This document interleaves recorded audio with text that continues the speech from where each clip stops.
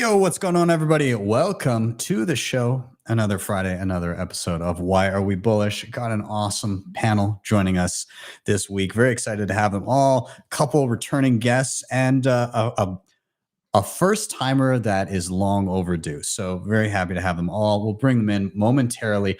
Of course, this is live. Anything can happen. So I defer to my friend Bill here. We'll do it live. Fuck it. Do it live. I'll write it and we'll do it live. Thing sucks. If you have not already, please do like, subscribe, share, all those things. Super important. They really do help get this content in front of more eyeballs. I am Ben with the BTC Sessions. This is your daily session.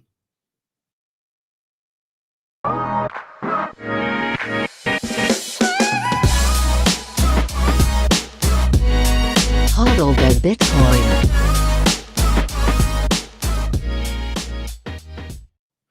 Before we bring in our guests, we're just going to take a quick look at where we are in the market right now. I'm pulling up timechaincalendar.com. Simultaneously, I'm going to pull up the live chat over on the side. Everything you say from here on in will be live for the world to see, for better or worse. So back to Timechain Calendar, we're sitting at $60,779 per coin. A single US dollar will snag you 1,645 sats. In terms of fees, next block, 23 sats per byte, anytime 20 sats per byte. And in terms of Bitcoin mined, 19.7 million of them. That is 93.79% of the total supply. We'll get a quick shout out to our sponsors, and then we're going to bring in our guests and get bullish all together. See you in a second, guys. Mission to enable independence by being one of the easiest and quickest ways to purchase Bitcoin in Canada and the US. The best part about it, every buy goes directly into your own self-custody. They never hold your coins. You can add a Bitcoin address as part of onboarding. There's a transparent 1% spread, no hidden fees, no withdrawal fees. Plus they have KYC free sells and bill payments on their website. They're also a publicly traded company under the ticker BTCW on the TSXV. Check them out over at bitcoinwell.com. Check out my full tutorial on how to use them, and you can check out the links in the show notes down below and sign up today. NUNCHUK.com has some of the best hardware on the market today to secure your Bitcoin. The Cold Card Q is an absolute powerhouse and is my daily driver. And on top of this, they have plenty of other goodies, including the Mark IV, the Tap Signer, Open Dimes, the Block Clock, and much more. If you head over to their website, make sure you use code BTC Sessions at checkout to get a nice discount. Links are in the show notes down below. All right, let's get our panel in here and welcome everybody to the show. I'm going to welcome in Graham, Dom, and Seth. Welcome, you guys. Thank you. I'm going to do a little shuffle around here, but welcome to the show. A couple returning guests, a long overdue first timer, but we'll do a quick round of intros for anybody unfamiliar. Dom, I'll toss it to you. For anybody unfamiliar, who are you? What do you do?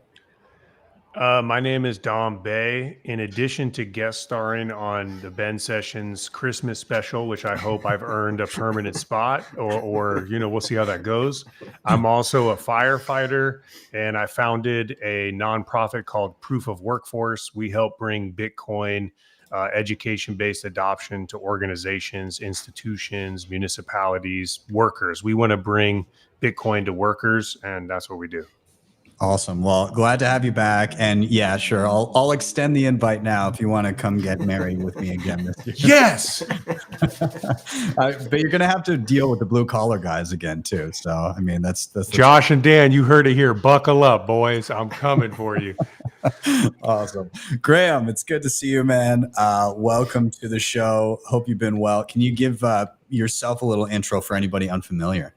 Sure. My name is Graham Wardle, actor, poet, podcaster guy. I met Ben years ago when you're working in Calgary, helping me with Bitcoin, and I've just been passionate about it ever since. But mainly my area of focus is telling stories. So podcasting, television, movies, such stuff like that. But I'm very passionate about Bitcoin, self-sovereignty, you know, all that kind of stuff, sound money. So I'm happy and stoked to be here, Ben. Awesome. Well, glad to have you back, man. And we'll toss it down the line one more time. Seth, I don't know what I was thinking not having you on the show sooner, but I'm very appreciative of you joining. And it was great to be on a panel with you at Pacific a couple years back. So for anybody unfamiliar, can you give yourself an intro? Yeah, absolutely. Thank you so much for having me on. I mean, it is crazy. We've only crossed paths that one time at Pacific Bitcoin, even though we've been in the space and kind of doing similar things for quite a while. So great to get to know you a little bit more. But for anyone who doesn't know, I am Seth for Privacy. It's in the name. I love privacy because privacy is essential for human freedom. But what I do by day is I'm head of strategy and marketing at Foundation, where we build Bitcoin-centric tech to help you reclaim your freedom. And then I'm also the editor-in-chief at freedom.tech, which is a publication that focuses on really just bringing actionable news and guides, reviews, etc., to you around all things freedom tech, not just Bitcoin, not usually other cryptocurrencies, but other kind of technology like privacy tools to help you accomplish that. So yeah, that's my background. Awesome, man. Well, very glad to have you. Very glad to have you all. And we're going to dive in here. And also shout out to everybody in the chat joining. Very happy to have you guys all here as well. Be sure to give that like button a little tap and give this a share out. But we're going to get rolling. If you're here for the first time and you're unfamiliar, this is Why Are We Bullish? So pretty simple premise to the show. Each one of us has come with a reason for being bullish, something that we're currently excited or buzzing about in and around the Bitcoin space. So the flow of the show is as follows. Number one, somebody's going to drop their reason for being bullish. This is their chance to rant and get whatever they're excited about off of their chest.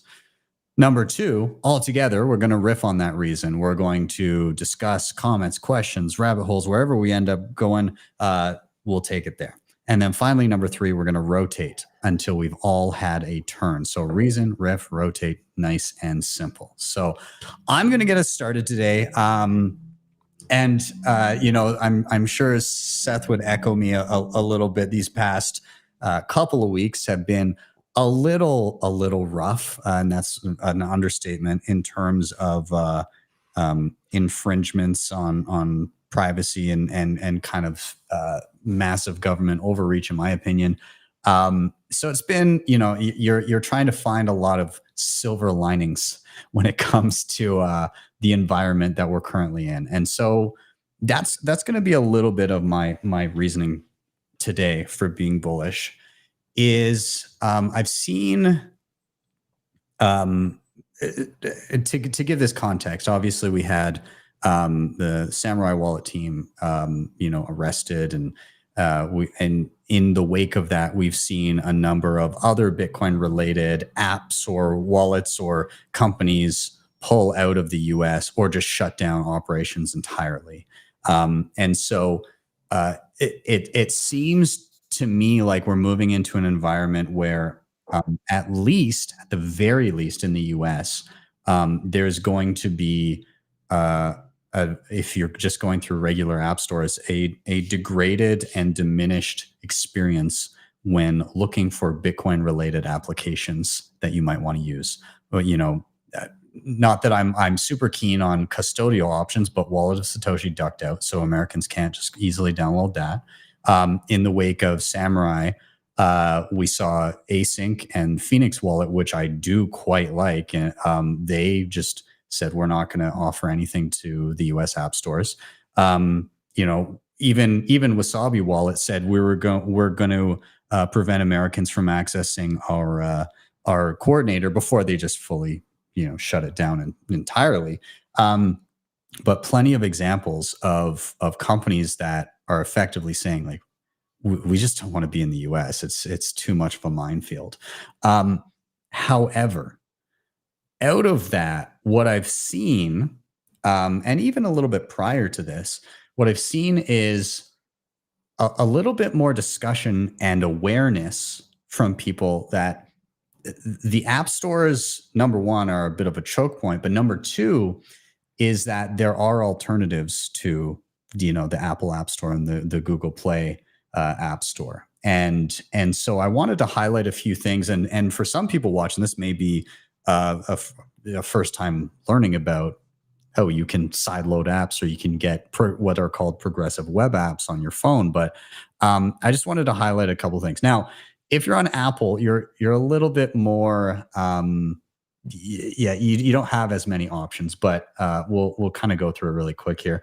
So, there's been alternative app stores for quite some time when it comes to Android, F-Droid, the Aurora store, things like that. You can basically get, whatever apps that you want without having to, get the approval of Google for your apps and be able to download them with maybe a little bit more privacy. Alternatively, an example like Phoenix, you can of course go to their GitHub page and download what's known as the APK file and install it directly on an Android phone. I'm not saying that necessarily if you're in the US, I'm advising you to do that, but I'm just saying this is a thing that is technically possible. And then we also see things like in terms of Nostr, Primal, you can, of course, they give the option for APK files there where you could just download directly and install. But I also saw something interesting pop up this week. Again, an alternative app store, Zap.store. And this is, well, I'll read what they have here. It's a permissionless app store. It uses Nostr to establish identity, linking release artifacts to social profiles validated by the Web of Trust. This enables secure installs, a new app discoverability layer, and developer monetization via Zaps. And, I've downloaded it and just kind of took a look really quick. It's very bare bones right now. Like you can't even really browse, but you can search for specific apps if you know that they're there. But you can see things like Mutiny Wallet, Zeus, Minibits, Phoenix, a number of Bitcoin related things. I'm sure there'll be more added. But what I'm happy about here is, again, just the awareness that you are not beholden to the App Store at all times. There are alternatives. And in the face of censorship, you have ways to go about things and still get access to the software that you want to run. And so, yeah, that's kind of where I'm at. And I see Seth just dropped something into the chat here. I'm going to pull it up as well. And I'll bring it up. So Seth, maybe you want to talk. What is this that I'm looking at right now? Yeah, so you hit on some of the main options, which have been kind of the go-tos in the more on like the privacy Android OS space, because a lot of people who want to use like a more privacy preserving operating system like Graphene OS also want to get away from the Google Play Store for privacy reasons, sometimes security reasons. And so there's been great tools like F-Droid, like Aurora Store, which is kind of a wrapper for the Google Play Store. But one that's really kind of taken the space by storm is this that you're showing right now called Obtainium. And the beautiful thing about Obtainium, and the reason I use it for at least probably like 3/4 of the apps that I have right now installed, is that you can install apps from a plethora of sources. You can install apps directly from like the GitHub release page, like you showed with Phoenix Wallet. So you would just grab that URL for their GitHub release page, paste it into Obtainium, and it'll automatically check for updates, install the app for you. It handles all of the complexity that usually comes with manually doing those things. You can also do F-Droid, both official and unofficial repos directly in Obtainium. If an app only publishes their APK like on their website, there's tools within Obtainium to actually scrape the APK file from the website and automatically check for updates and help you install it and all of that as well. So it's kind of my go-to now. I'm either using the Google Play Store when like absolutely necessary because there's no other source for an app, or I'm using Obtainium for everything else. And the beautiful thing about the Bitcoin ecosystem is most good apps and wallets in the space are free and open source and publish APKs on their GitHub or some other method. So you can get pretty much everything in the Bitcoin ecosystem, plus the privacy ecosystem, et cetera, directly through Obtainium, which is a really, really cool app. It doesn't get highlighted enough, but I think it's a vital one for this kind of use case. Wow. That's actually, I had never heard of it. So that's something I'm going to be adding to my phone right after this, likely. That's awesome. Yeah, I mean, I think it's just important for people to, again, to realize like you're not beholden to the Google Play App Store in a lot of instances. And I feel like we get a little bit of this. People will use the most convenient option until it gets so walled garden that the trade-offs are not enough to keep them there, and they go to things that are maybe a little bit more difficult to use initially, or take a little bit of know-how or some searching, but they'll then default to that. And I think we're in a bit of a position where I kind of think in the realm of torrents. And so you saw, like Napster, centralized, easy to shut down. Okay, everybody moved to torrenting files. But then you saw the free market kind of come up with, well, here's Netflix, and everybody said, well, okay, we'll pitch our 10 or 15 bucks a month, and we'll get easy streaming. We're willing to trade off. But now we're in a position where it's like, I need 6 or 7 services to get all this. Oh, fuck it, I'll just torrent again.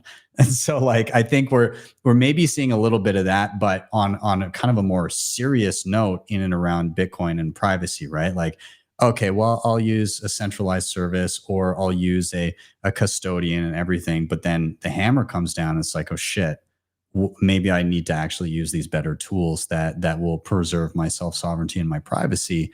And so I think we're going to maybe see a little bit of back and forth between that as this top-down kind of push to remove privacy comes about. And maybe it's not from the necessarily, because a lot of people maybe worry about the privacy aspect a little bit less than they should, but when that has real world consequences, then they start to worry about it again. So I don't know. Either way, I'm just happy to see options like this pop up, and I'm happy to see people explore new ways of obtaining, and running software on their mobile devices. I'm curious if Dom or Graham, if you've ever, first of all, are you guys beholden to the iPhone ecosystem? There we go. Yeah. But have you ever done a progressive web app or anything like that? Dom? I'll tell you something I've done, not a progressive web app, but I tried to build my own Lightning node through Terminal on a Mac Mini where I run my node, which ended in a violent feud with a Chat GPT app, and we're not on speaking terms, and that's warfare. That's a vendetta right now. But I'm pretty beholden to the iPhone. Haven't downloaded apps outside of the App Store. But I mean, I'm here now, so let's explore and see what's out there. I think if anything, both of you guys being on iPhone, in terms of like Lightning optionality, that might be good for you. Is Mutiny? You can go and you can install that as a progressive web app. So basically, you just go to, I can't recall the URL, but it's easy enough to find. But you go to the website where it would load as a Lightning wallet, and then just in the top of your browser, the few little dots, and they'll say add to home screen or install app. I can't recall what it says on an iPhone, but then it loads when you click on the icon that's on your home screen. It opens as a full app without the browser bar above it, and it's just everything is just mobile friendly. So always an option worth trying out, just so that you're familiar with the flow anyways. I'll definitely try that out because I'll just say I thought it was so cool. I had my Phoenix liquidity channel topped up. I was like walking into work like, y'all don't even know how set I am. I can go anywhere. I can go on chain, off chain. I can no look pass to the right. I can cross over left. You don't understand how versatile I am. And then I wake up the next day and I'm like, that's gone. So I'm all for looking into other options and staying nimble. We got to stay nimble in the space. Yeah. Graham, what about you? Have you? I've done some native. Yeah, like you can save web pages. Yeah, as like apps on your phone, but it still brings up the browser bar. I think Android's the only one that gets rid of it. Correct me if I'm wrong, but it's basically like it's like saving a website to your home screen, and it doesn't work. At least from the videos that I've seen of you, where like it looks like an app, like you lose the web browser experience. I've done some test flight stuff, like testing of apps, which is kind of not really, but it's different than going through the App Store. Like, have they gotten approval or not, kind of thing. Yeah. But I probably would just go with like getting an Android phone myself and just having it for a Lightning wallet. But Phoenix is still in Canada, is it not? Like they're still operating in Canada. Yeah. So what I'm curious is whether Canada is just slow and inefficient, or whether they don't care. I'm thinking a little bit of both. I think they care. It's just whether or not they can ever like pool the resources to actually do a fucking thing about it. Because they're not really on top of stuff. They're pretty slow to act on a lot of things. But I think it's important that everybody be privy to the fact that, okay, well, in a way, we almost get a little bit of runway ahead of whatever the states do. Yeah, we can see what's coming. Yeah. So you know, we can kind of gauge that as like a worst case scenario, I suppose. But Canada, we had ETFs for Bitcoin before the States. Like we had the purpose ETFs for Bitcoin a couple of years ago.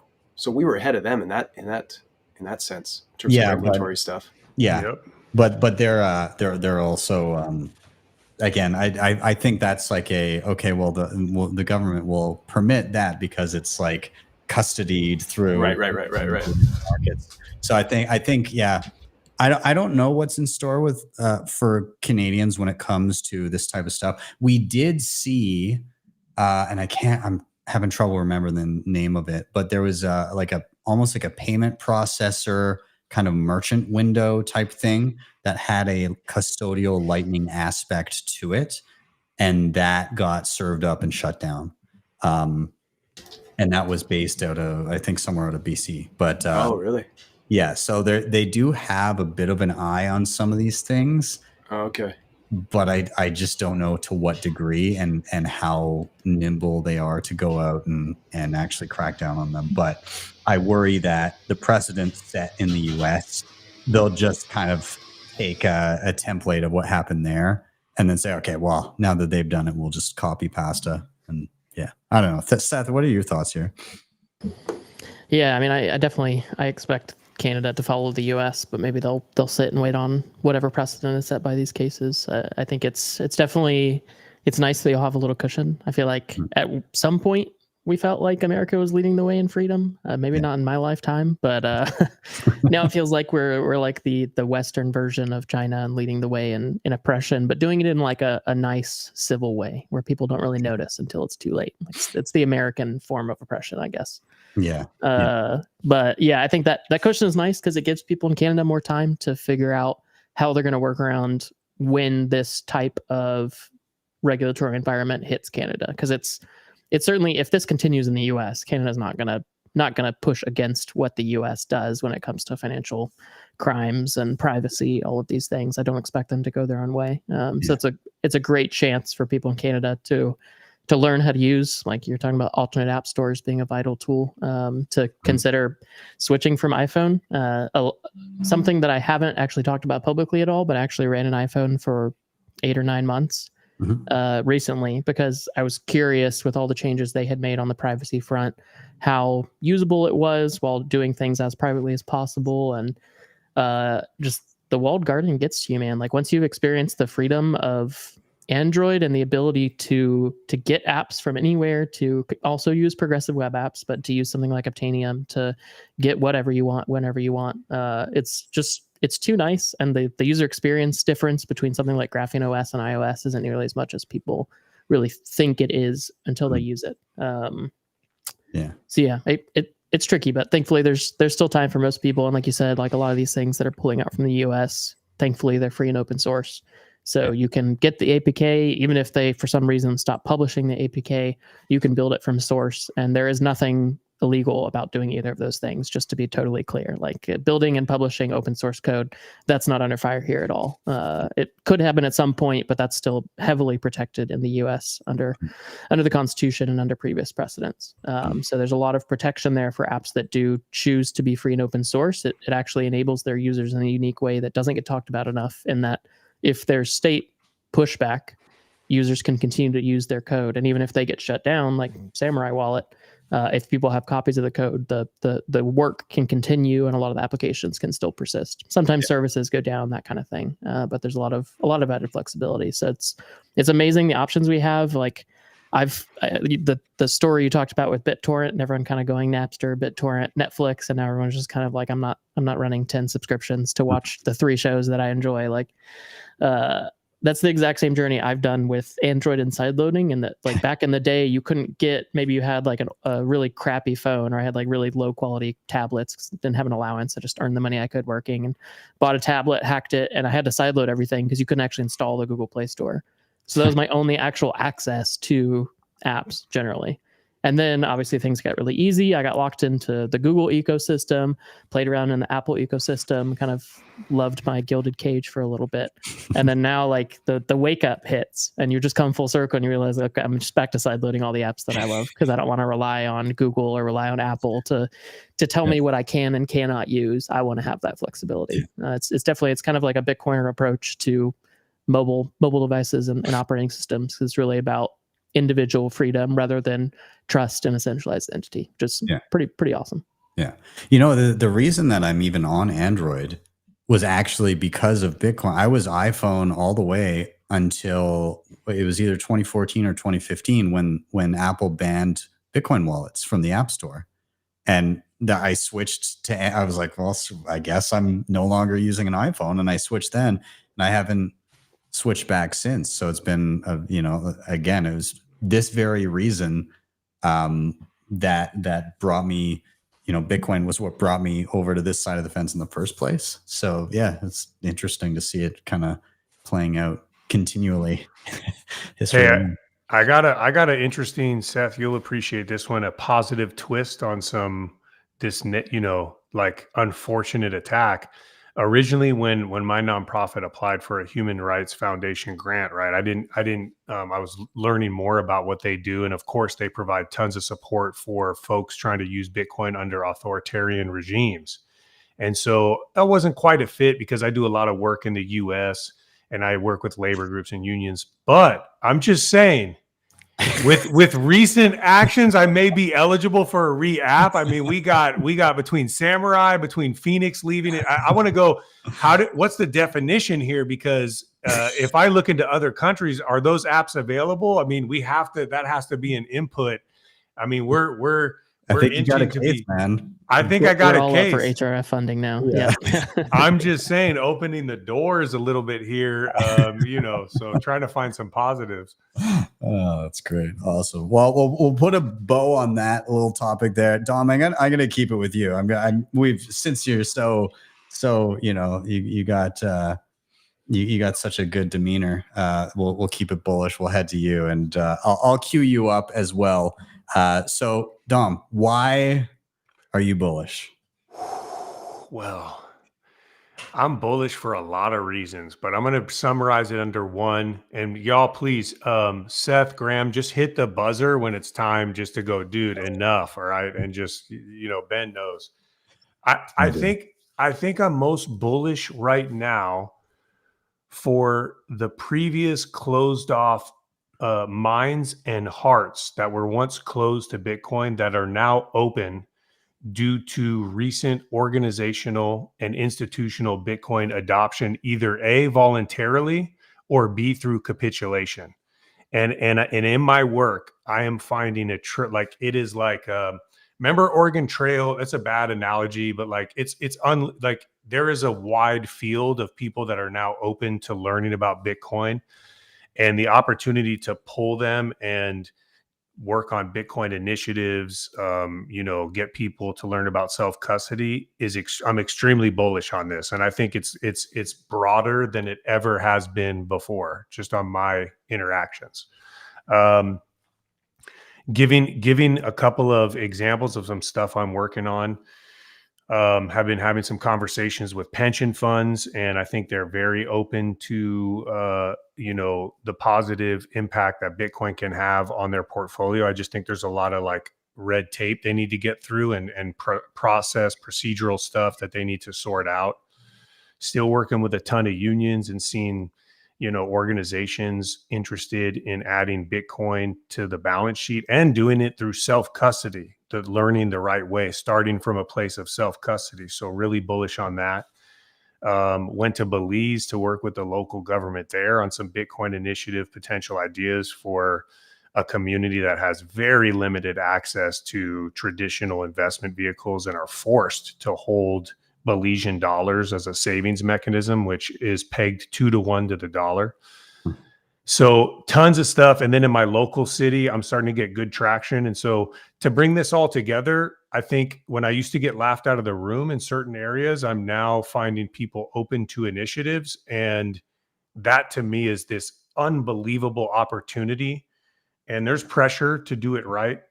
And surely some of these, like when you see stuff with Samurai and you see Phoenix dropping off, that always sucks, because how many people have I orange pilled with Phoenix and told them, find ways to add liquidity and be able to transact on Lightning. And so you got to go back with those people.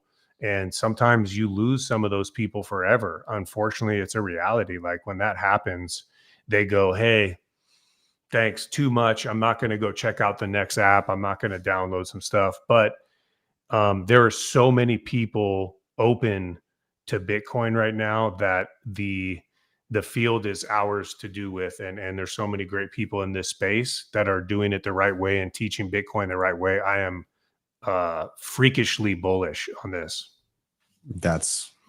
I like it. Can you tell me more about so you said they're coming from a place of self-custody. So as you're kind of working through that, like what are the hurdles you're running into?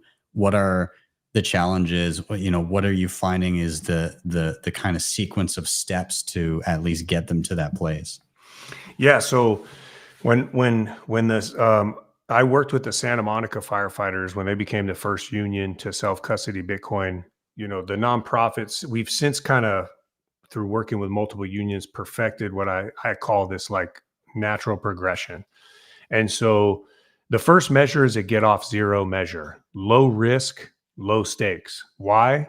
Because you can't learn from a place of emotion or fear. It just doesn't happen. I used the example at BitBlock Boom. I said, if we set the building on fire and I started talking about physics, who's sitting here just going like, interesting, that's an interesting point. No, everyone's running out crazy, freaking out. So you have to keep people calm. So it's a get off zero, like something that's so minimal, like imagine $1 a member or $5 a member. Cool. Let people laugh at us. That's great. Let people ask, why are we doing so little? This is stupid. Good. That's great. Let's have fun. Keep it light. Starting from self-custody, because how do you put a significant amount of capital as an organization into something that you haven't even learned the way that it was meant to be used? So you start with a get off zero and self-custody because you can afford to make mistakes with that self-custody. You lose your seed phrase, which, trust me, our organization makes sure that doesn't happen. But God forbid, $1 per member is at the end of the world if a 100-member organization loses $100 because they made a mistake in self-custody. You want to have that learning process. And so organizations have been open to this and actually eager to do this, and it's worked out very well. And then from there, through handling, interacting with Bitcoin, utilizing something like Sparrow to learn about UTXOs, to get comfortable with it and bring things forward, then you can go a lot of different routes. And maybe self-custody isn't the best option for an organization. They may go to like an ETF or some multisig with a custodian or something like that. But they learned it. They know what they're doing and why. And they know the risks and the trade-offs, and they can make that decision. So I'm seeing a lot of organizations that find the appeal in learning it the right way. And from there, their members learn the right way too. And then they become stronger and they become more educated and they approach it as more, grounded, fundamentally strong Bitcoiners. I like that, because even in an instance where, you hope everybody goes the self-custody route, but at least there in an instance where somebody opts out, as you said, they're familiar with the trade-offs. And then if, or we'll say when shit hits the fan, it's like, I should have probably listened to the advice about why those additional steps, while maybe not as convenient, were important. Yeah. Yeah. Or they might do something like take insurance or get added protections because they know, wait a minute, okay, I know what it means to hold Bitcoin. I've held it in self-custody through, a non-custodial wallet. I know what that means. If we are going to take a custodian approach, I'm very well aware that that custodian can fumble the rock and lose our entire holding. So what are the options then about insurance, backup, mitigation? What's the contract look like? What happens if the Bitcoin is lost? Instead of just going, we bought the ETF, we own Bitcoin. No, not the case. So that's fine. If they get there, how they get there, that's fine. And I even recommend similar steps for pension funds, and have had some of those conversations. Naturally, for a pension fund, self-custody does not make sense. But if there's a way for them to learn, to build an internal division, even just get familiar with it, then they can make those assessments themselves too. Yeah, I'd imagine for a pension fund, is there a legal framework for them to self-custody, or is that's totally off the table? I mean, it would depend on the fund. It depends on the state law. There's a lot of variables.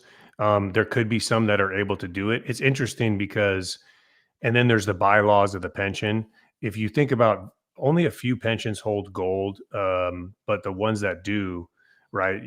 That was an asset that if you hold in self-custody, like, is it legal for a pension to have a safe at their office with a bunch of gold sitting in there, like went the ETF route? Bitcoin provides a new way to hold it in self-custody that's not as cumbersome, and you can do it by minimalizing the physical challenges of doing that. So I think there's a avenue for pensions to remember, pensions were pillaged in the 2008 financial crisis.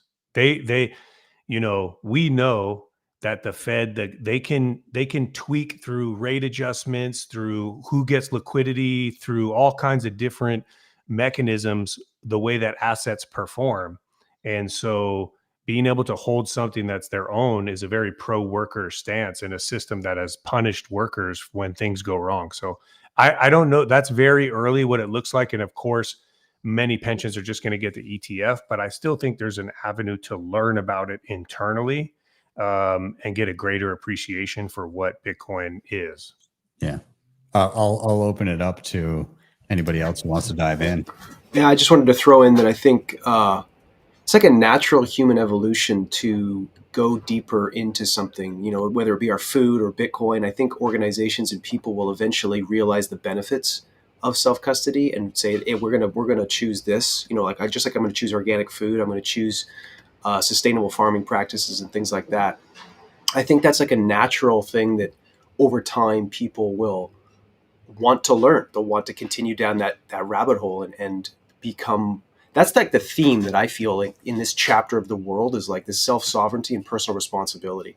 So I see that being echoed through institutions and individuals as well, where they're like, well, wait a second, how does this work? And how do we continue this journey of learning? Because I think we're at the facing a lot of the system collapse of centralization and like just outputting our trust into other people and like, yeah, sure. So I see that continuing, and I agree that there's a massive momentum that I'm feeling that's exciting for Dom and exciting for me as well. Like you can see it happen. You can see this wave coming, and I'm excited for it because ultimately it's like more self-empowerment, more personal responsibility and self-sovereignty. And I have yet to see anybody learn about all these things, go down this rabbit hole, and then go, yeah, it's not worth it. I'm going back. I want more like someone else to do it for me. Like once you learn this, like you said about Android, getting your own apps on your phone and such, you're like, Seth, you're like, well, why would I, go back? Like this is, I now have the understanding and the sort of the muscle to be in this arena. Why would I want to go back to the bubble wrap? Yeah. So I like this. I like this train of thought. Seth, yeah. I'll leave it to you too. Yeah, it's pretty awesome that you're actually like orange pilling these people on self-custody and not just ETFs. Like when you started mentioning this, like I don't know you before meeting you here, so I wasn't sure if that was going to go down like the I'm just like shilling ETFs kind of rabbit hole that I feel like is too common in the Bitcoin space.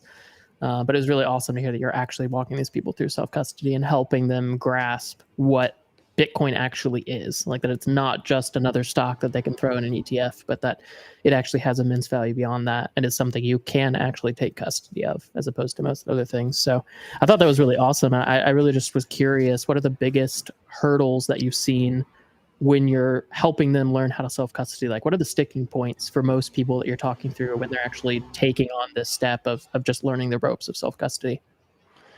I think the biggest hurdle is like the Indiana Jones first step onto the invisible little platform, right? That you have to walk on. And I'll tell them, I'm like, guys, I'm not part of a financial organization. We have no product to sell you. Like, you tell me take a hike, I say catch you later. We're not. There's nothing to buy. And so I'll tell them we've done this. We've walked multiple organizations through this, and even when you tell them, it's like this. Well, someone's going to knock on my door, and especially right with some of the stuff we're seeing, the negative media has gotten better, but with Samurai, there's still this lingering.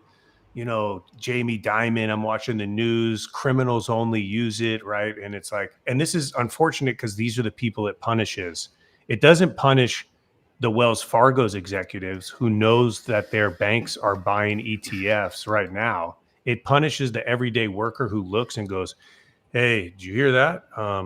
They say criminals use it. Let's stay away. So the biggest hurdle is that first faith of like, look, guys, the reason we're getting off zero with such a small amount is because the stakes are low. If someone knocks on your door and I turn out to be a maniac, then you're talking about $100 that you have to go, okay, fine.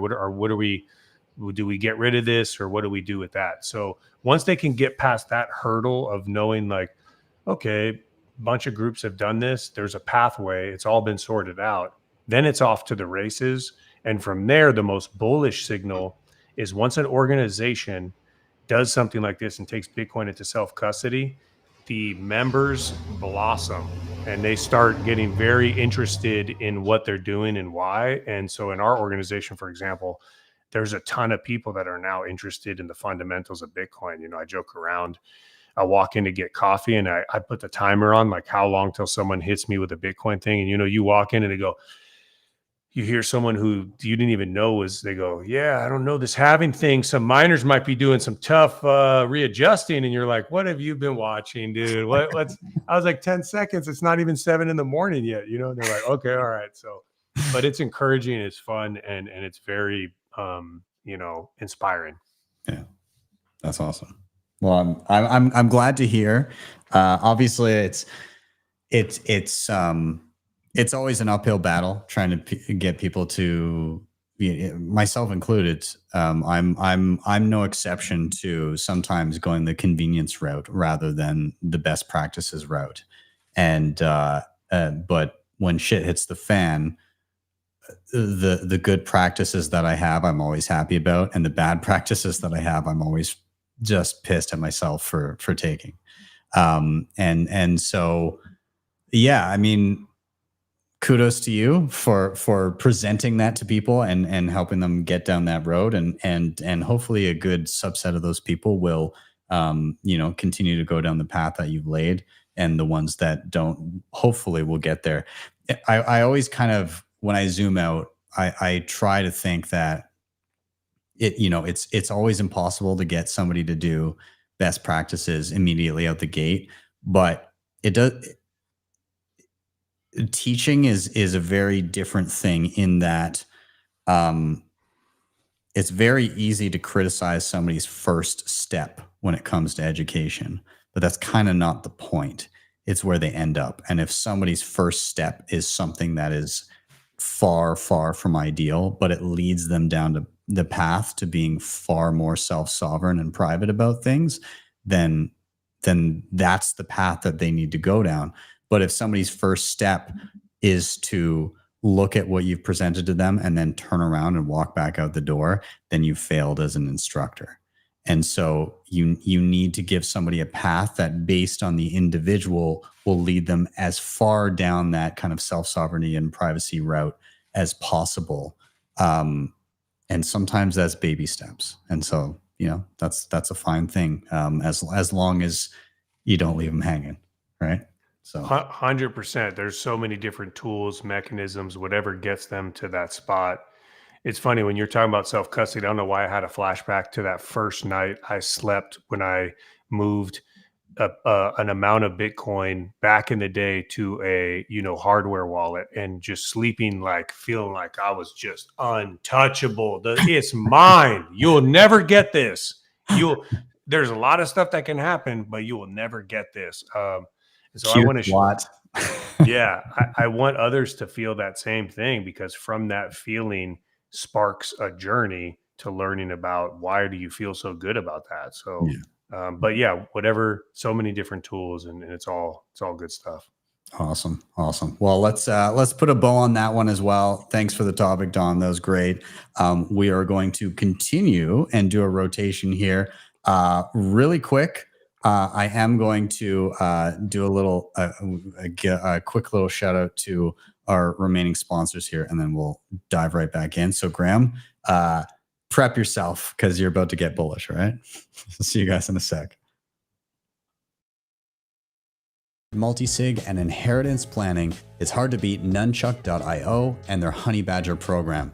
On your mobile device, they allow you to set up a full multi-signature vault. And once it's done, you have baked in inheritance planning so that your Bitcoin gets to your next of kin if anything should happen to you. On top of this, the entire thing can be set up with devices like the Tap Signer, the Cold Card, and plenty more options. And the whole thing can be done without KYC. You don't need to give up your personal information to have it set up and working for you. You can check them out today over at nunchuk.io. When it comes to peer-to-peer trading and lending, instant self-custody, and no KYC, HODLHODL is the place to be. You can sign up with just an email address, and once you're there, you can start browsing offers immediately, whether you're looking to buy and sell, or whether you're looking to lend or borrow. You can check them out today at the links down below. All right, gents, let's dive right back in. Graham, I'm tossing it right to you with no delay. I'll cue you up with the same question everybody gets. Why are you bullish? I'm bullish and optimistic about Bitcoin. I told you this story, Ben, a little while ago. I was on a plane and I got upgraded to first class, which was awesome. And I was sitting beside this other gentleman. Lucky. And yeah, it was great. And we got to talking, as you do normally on flights. And he turns out to be the cybersecurity expert, where he goes into these big corporations and he basically does it's almost like a Hollywood movie. Like, he breaks in, or he exposes the vulnerabilities, and he presents them with hey, here's where your holes are in your security. Here's what I can do to help you fix them up and such. And so he's sharing about, how much he's traveled, and he does this all around the world. He's done very well for himself, and he lives the life. And I was like, awesome, dude, good for you. And I said, so what do you think about Bitcoin? And he didn't know that I knew some stuff about it. So he just kind of was like, oh, I'd steer clear of that. It's, bad news, pyramid scheme. They're going to shut the servers down at any moment, kind of thing. And, and I was like, I took a beat and I was like, wait a second, this guy doesn't know.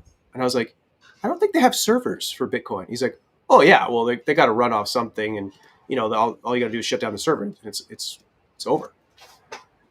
And so I kind of, in that moment, I understood. I was like, oh, this guy whose whole life is cybersecurity and traveling around the world in this business has bought the narrative, or just not done the research into Bitcoin. And this was only a few months ago that I had this conversation. And so, I kind of pressed him on a few things, and then he kind of realized that I knew a bit more than he thought. And then so he kind of diverted the conversation and we went other ways. But I took a step back from that moment, and I've seen lots of memes and photographs and stuff online of data of Bitcoin user adoption and the internet user adoption. It's like we're in the year 1999 or something like that. And I was like, okay, so this is really interesting. And I find it fascinating, the power that mainstream media has over people's minds, and narratives that have over people's minds.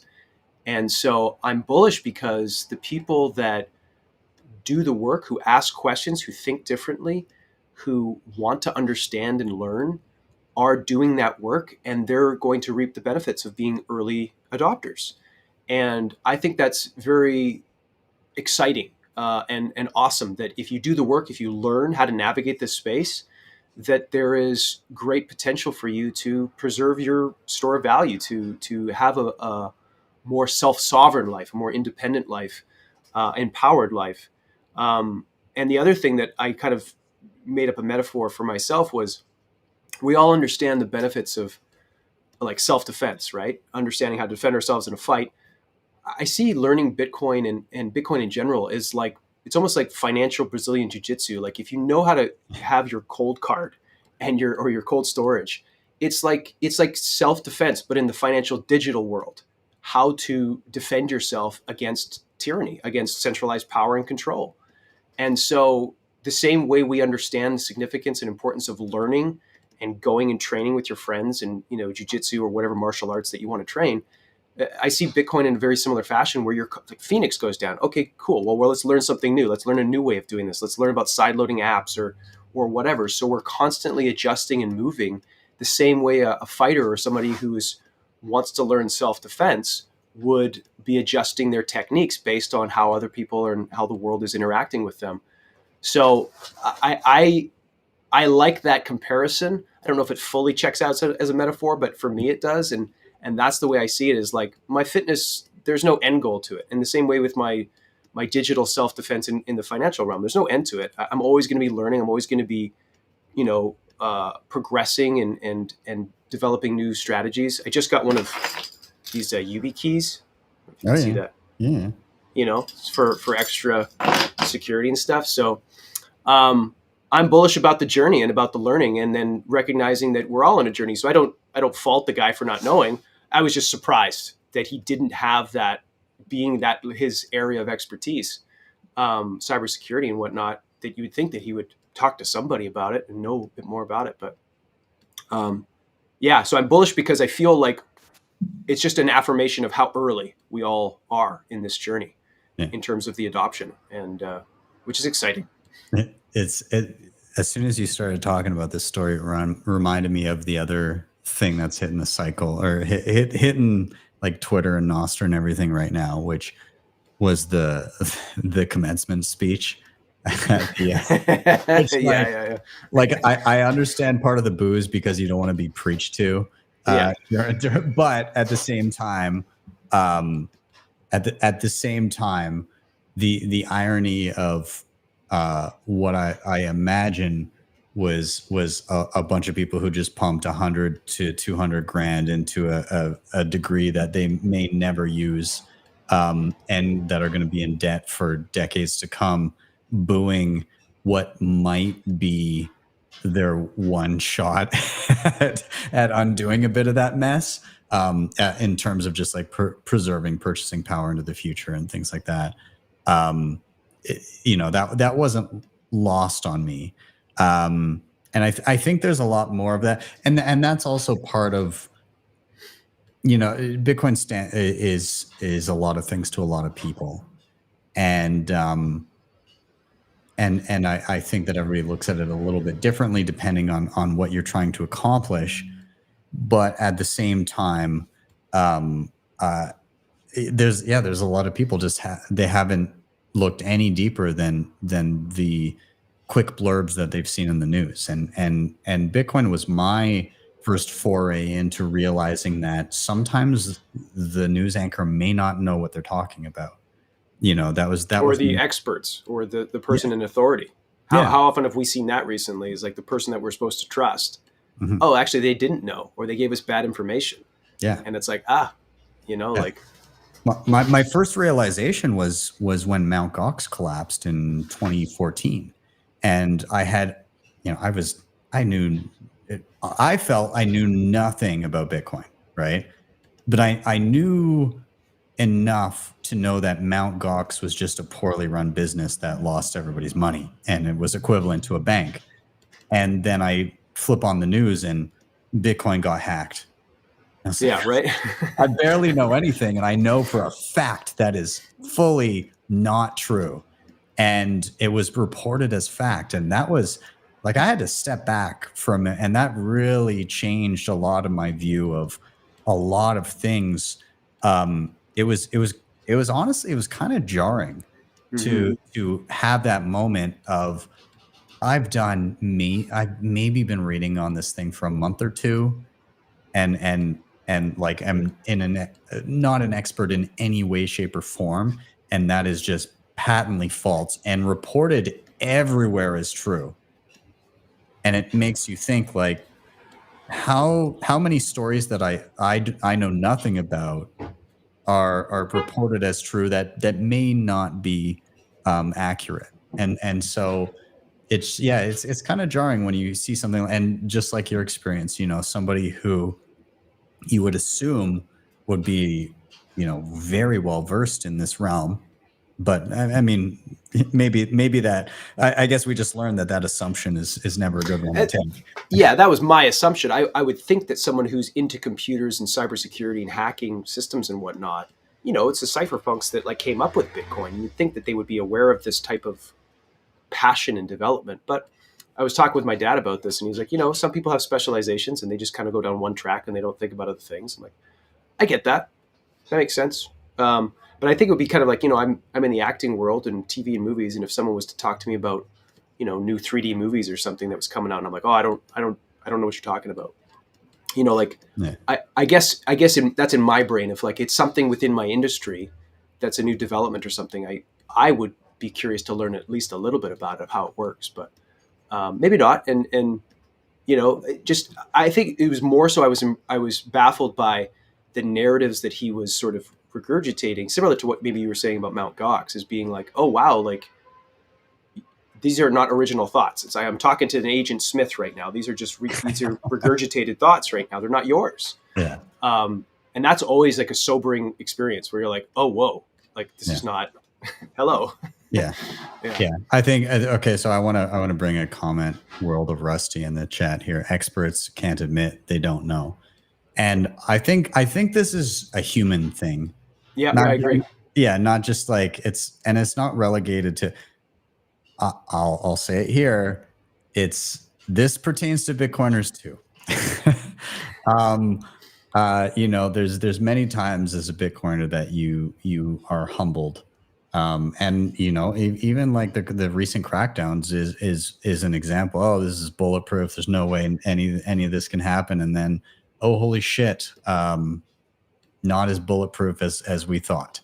And so, yeah, like when you get super confident in a particular field, sometimes you can overestimate the realm in which you have expertise, or like the certainty with which you can assert a certain set of facts. And it's Bitcoin, if anything, is humbling, and it's sometimes tough to grapple with. I don't know. I'm curious to hear it, because again, Seth, this is a little bit of your realm. I'm curious to hear your thoughts in and around all this. Yeah, it's really fascinating, because I think there is this broad assumption that like cybersecurity, you would understand why you would want money that's not centralized and that's more secure, but it's actually the opposite of what you'd expect. So I actually come from a cybersecurity background. So that's my whole life before finding Bitcoin and starting to work in the Bitcoin space. And a lot of the reason for that is because cybersecurity is a profession that pays well. So people don't have a felt need to escape poverty or to have some other way to store wealth. Most people who are working in cybersecurity will have good 401ks and stuff like that. So they kind of have like the American dream of setting up your future. Obviously, there's a lot of issues there still, but I think that's one of the reasons. But the primary reason that I saw actually is that most of the interactions that cybersecurity professionals have with Bitcoin is in the ransomware field these days. And so what they're seeing with Bitcoin is they're seeing that when large-scale hacks occur, what happens is the ransomware attackers want Bitcoin as payment to allow the company to get their documents back, allow their company to have their servers unencrypted, that sort of thing. So there's very much kind of like a bad taste in the cybersecurity world's mouth about Bitcoin because of that. Even though that's like, it's such a tiny fraction of what Bitcoin is used for, that's a lot of the exposure they get. And when you read things from the most highly respected people in the cybersecurity world, it's overwhelmingly a skepticism of cryptocurrency in general and a dismissal of Bitcoin.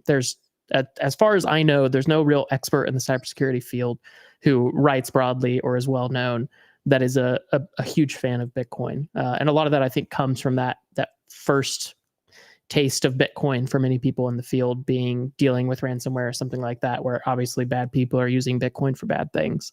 And they dismiss it as this way that bad people get paid, even though that's such a tiny percentage of it. So there's a lot of interesting kind of like back and forth in the cybersecurity world around cryptocurrency, but it is pretty broadly dismissed, unfortunately. But I think a lot of that also just comes back to the first point I made, which is, especially in the West, there's a lot of lack of perceived need for Bitcoin.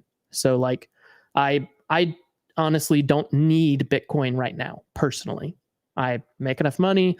I have a good family. I live in the US. I'm generally free right now. I don't have this like immediate perceived, I need Bitcoin now to survive.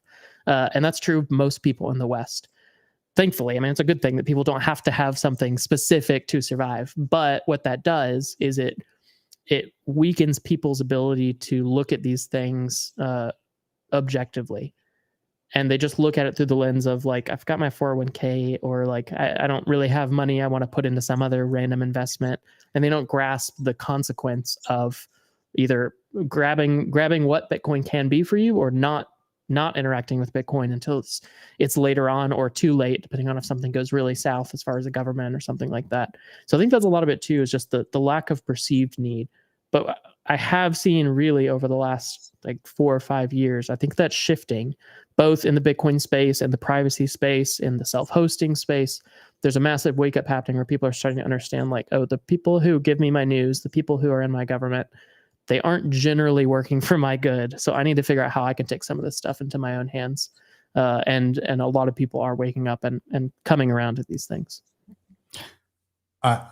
I think this probably the same general idea probably applies to you, Dom, as well, where you're coming in and you're probably seeing a lot of, more so in the financial realm, people talking about the, like, do you encounter you know, as you're going through and you're chatting to people about adding Bitcoin as a treasury reserve asset, or adding it to the balance sheet, do you get that pushback where people are quoting things that are just completely untrue, that they've just heard through the news cycles, and well, it's only used by criminals, it's a Ponzi, it's a you know, are you hearing a lot of that too?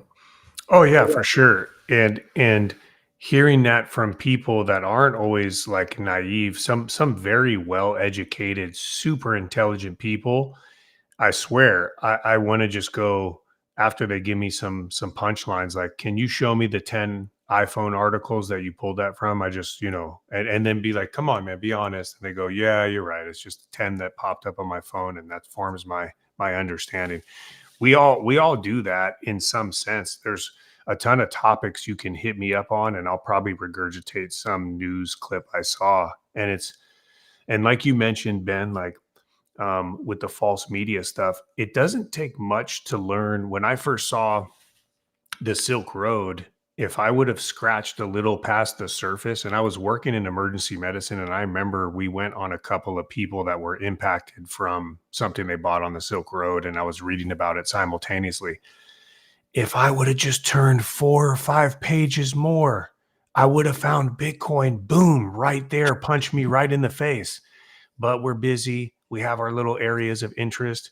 We pick up only the headlines. And so by not inquiring and looking into things a little more, I missed it. That's why Bitcoin's so powerful. I love the aspect of our community, where even though sometimes it gets venomous at times, people call BS on people nonstop, and they say, this is BS, because that's a good approach to help you find other things. So I do see it a lot in my realm. It is getting better, but yeah, it's and just to say on what Seth said, and Graham, I loved what you said about the constant learning and things like that. But going to what Seth said, the US is very privileged, and there are a lot of people that don't need it. I encounter that also, and I'm sure you do, Ben, in the getting people to accept payment. You might go to somewhere in a different country where, like, credit card fees will destroy a business. They cannot handle a 3 to 5% credit fee. So something like Lightning will change the whole game for them. In the US, they go, well, it's the 3% fee. I don't need to deal with the headache of accepting Bitcoin and figuring this out. So in that sense, the US will be the last to do certain things as far as applications for Bitcoin. But the best part of the story, Graham, is that you got in first class. That's what we should be celebrating here. This is like, we should not overlook that fact. And I'm proud, and it's good to know you. Oh, dude. Thanks, bro. That's awesome. Yeah, it's again, I think if we weren't encountering things like this regularly, then it would be an indication that we weren't still relatively early, and that where Bitcoin was currently was closer to where it was going to be in the future, and there wouldn't be as much left. There wouldn't be as much new ground left to cover. And so I think a lot of these, again, Graham, your story, the commencement speech, what you're talking about, Seth and Dom, when you encounter these misunderstandings that are so pervasive, again, it just indicates that most of the world is just still very unfamiliar, and we still have a long way to go to figure out where Bitcoin fits into the story of the world. And so, hey, we're here for the ride, and let's go on it and see where it takes us, and be a part of it, and hopefully shape it too. So, and Ben, real quick, just to, some of these people are comfortable, but they don't realize they're comfortable in a lukewarm, headed to boiling pot of water. And so you are seeing some of these people who are more comfortable and have assets and have access to 401ks go, it's getting a little hot in here, my friend. Like, what's the Bitcoin thing? What's up with Bitcoin? Yeah. So you are seeing that. And I think there's the opportunity for a lot of us to get them on board. Yeah. I fully agree. Yeah. Well, we'll put a bow on that topic there as well, and we're gonna do one final rotation. And Seth, I'm looking right at you again. First time on the show. Very excited to have had you here, and very excited for the first time, in spite of everything that's been going on the last couple of weeks, to ask you, why are you bullish? Go ahead, man. Yeah. Thankful for it. Thankful to jump into it. Thankfully, there are actually some things to be bullish about. So I know I tweeted earlier that it was hard to find topics, but digging in and thinking about it a little bit more, there's kind of one general topic and two subtopics. So I don't know if that's illegal to bring up two things that make me bullish on here, but I might have to ban you from the App Store. Yeah, this might be my one and only appearance. So just favorite while you can, people. Yeah. But the overarching theme of why I'm bullish is that entering such an adversarial environment gives us in the Bitcoin space a unique opportunity to reassess what we thought Bitcoin was, what Bitcoin actually is, and what Bitcoin could be. And we've seen some fantastic progress towards what Bitcoin could be over the past couple of weeks, in that we've seen amazing things like people thinking more deeply about privacy tools on Bitcoin. We've seen like a new CoinJoin protocol that was written by SuperTestNet that has some really interesting advantages to existing ones today. We've seen things like the BTC++ conference that just happened, where the overall focus was essentially how can we make Bitcoin more useful? How can we give users of Bitcoin more tools without making it harder to run a node, without making it harder to validate transactions? And there was a lot of just fantastic work that went into that conference, fantastic conversations that happened. Sadly, I wasn't there, so I've just been kind of trying to live vicariously through people who were. But there's a really good article by Reardon on Twitter who walked through a lot of this stuff, and it gets technical, but the crux of it is there are ways that we can improve Bitcoin, make it easier to self-custody, make it easier to have privacy, make it easier to do inheritance on Bitcoin, make it easier to do shared custody on Bitcoin in ways that still preserve the core of what we want, which is making sure that it's easy to run a node, making sure that it's easy to validate transactions, and making sure that it stays decentralized.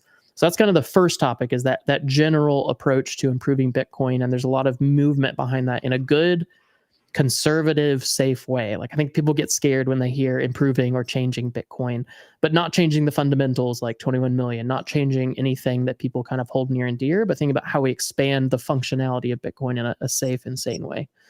And then the second one, which really ties into that, is that we just saw this last week, the BIP, the Bitcoin Improvement Proposal for silent payments, merged into the Bitcoin BIP catalog. So basically you can read more about what silent payments are there, but the significance of this is it kind of signals to developers that it's go time to start implementing this.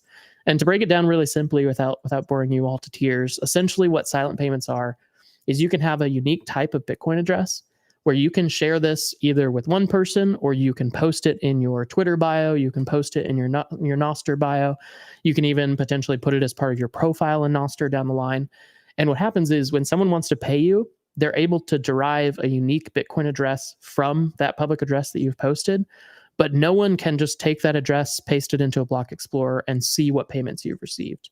You can detach the history, detach the data around what transactions actually happened without requiring someone to ask you for a new address, or without requiring someone to run a server if they want to accept donations in a privacy-preserving way. So it's a massive step forward in enabling, especially like donations for free and open source projects, donations for NGOs, tipping for random people on chain. It's a massive step forward in that space. And it's an improvement for privacy and user experience in a lot of ways, which is a rare thing that those two go hand in hand. But the removal of the need to DM someone and be like, hey, send me an address so I can send you some Bitcoin, but rather they could just have it in their Twitter bio. You can send to it and no one will know that you sent them a payment. No one else can understand what's happening there except for you and the person you're paying. And anyone can use that address, and you'll all get unique addresses every time you go and use it. So it's a really powerful tool that's just on the cusp of actually making it into wallets. Right now, the only wallet that has it really close to a beta release is Cake Wallet. But I know a lot of people in the Bitcoin space are working hard to make that happen. So I know it's a little technical, but that's the stuff that kind of gets me bullish. So I wanted to drop those things. No, I'm glad you did. And so I've got a couple questions here. So practically speaking, this would be a forward-facing type of static payment code. Is that correct? And so is this similar to like the Paynim thing that was happening with Samurai? Yeah, so Paynims are a little confusing because Paynim, the thing, is actually just a short code that points you to a server that gave you the long form static payment code. Whereas the underlying static payment code had its own Bitcoin improvement proposal, which was called BIP 47. It actually wasn't accepted into the BIP catalog. That's a whole nother story to get into, but it was a very similar approach, but it had some downsides in that when you used a Paynim or used that direct long string payment code, you had to make a notification transaction to tell them, hey, I'm going to be sending you funds. This is where you should look for them. And then you could pay them after that. So in order to if I just wanted to send, like, I wanted to tip Ben one time on Twitter, I would have to send him 2 transactions to do it. Now, if I was going to send you 100 transactions, 1 notification transaction isn't a big deal. But it also had the downside where the notification transaction, everyone could see those notification transactions. They couldn't see subsequent ones. But if I had a Paynim posted, you could look up and see what wallets have notified me that they might pay me in the future. And so there was a privacy leak there. The big advantage of BIP 47 payment codes versus silent payments is that they were a little bit easier to do for a light client. So the way that we usually use Bitcoin nodes is they connect to someone else's node. We ask for a balance for the addresses that we have. That was easier to do with BIP 47. You can't do that with silent payments, but in a way that's good because it actually improves the privacy that you get from them. But there's work going on right now to simplify how it will actually look to sync silent payments. Because right now it can be slower.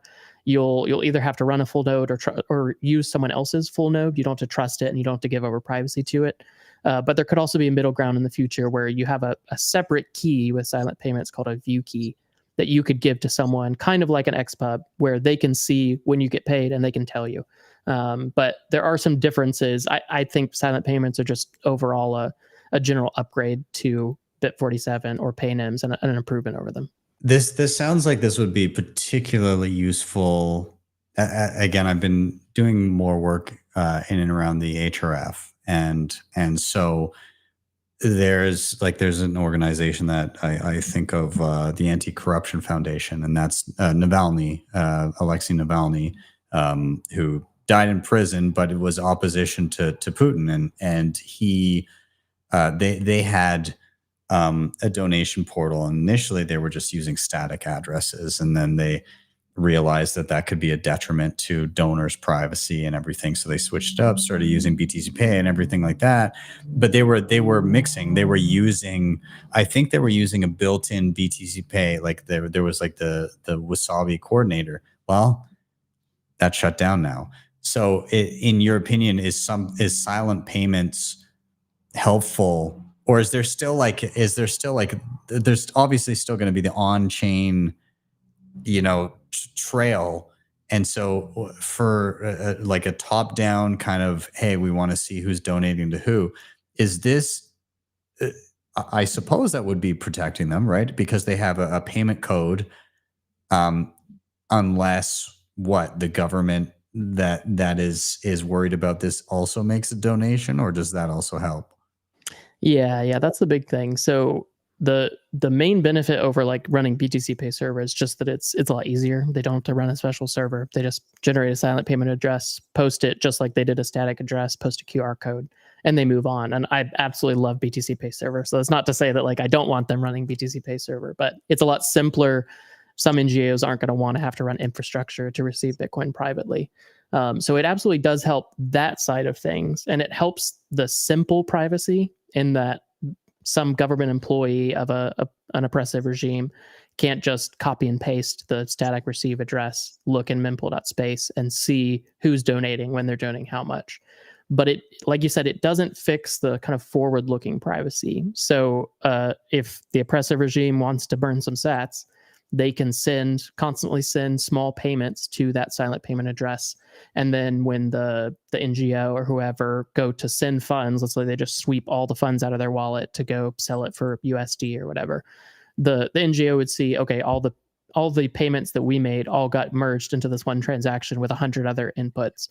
So pretty sure that all of those other inputs were also donations. So they can still link them that way.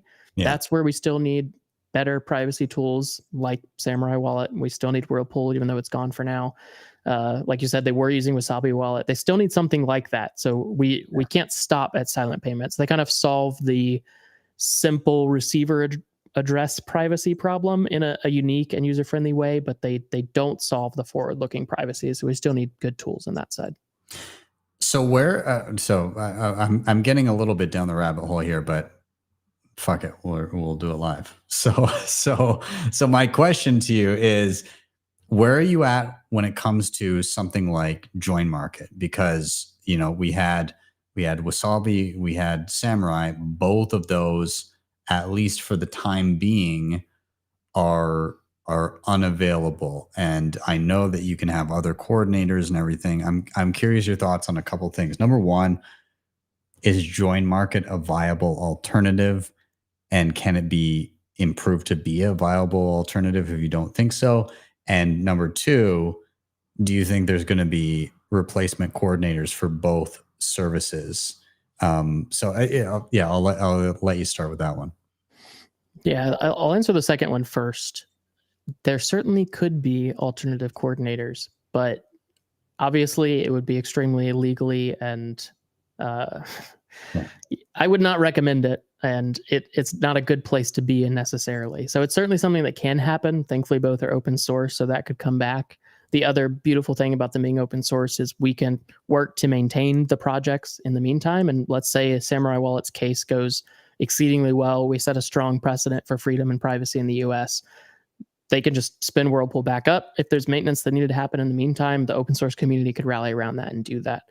I don't know that there will be alternate coordinators because it's such a risky thing to do right now with the regulatory uncertainty, but there could be outside of the US since there's not the same jurisdiction. It could be a safe thing to do. It's really hard to say what will happen there. But the main problem with it is unless everyone coalesces around one coordinator, you're going to have very low liquidity. So it's going to be hard to actually mix large amounts of funds. It's going to be very slow to mix because you're going to have a hard time finding participants. So it gets problematic in the sense of if there's 20 coordinators that spin up and you have to choose between one of them, you're likely going to have a much worse user experience compared to using one central coordinator that could pool all that liquidity together. On the Join Market side of things, it's interesting. I'm kind of in a weird space because it's the only tool that you can use right now. And I think it's better than nothing, but it also has some issues with the model. unless you mix frequently on both the taker and maker side, which means both that you act as the coordinator and you use someone else as a coordinator. Coordinator is not a good term, but I think that's the closest thing that people can grasp in how join market works. It's decentralized. There's no central coordinator, but essentially if you're a new person using join market, instead of putting up an offer to say, I want to coin join funds, you can just take an existing offer. And as that taker, you sort of act as a coordinator because you bring together multiple makers into one transaction. The downside is you have to reveal your inputs to those makers. So if you mix with the same makers repeatedly, they can unwind your mixes. So you have to hopefully get new makers and mix multiple times for every output that you want to mix. But not only that, on the taker side, you pay really, really high fees because you have to pay the mining fee for every input and output in that transaction, even if it's not your own. And usually that's 7 to 9 other outputs, at least, that you're having to pay for. And so it's really costly. And when we're at like 1 sat per VByte, I think it's fine.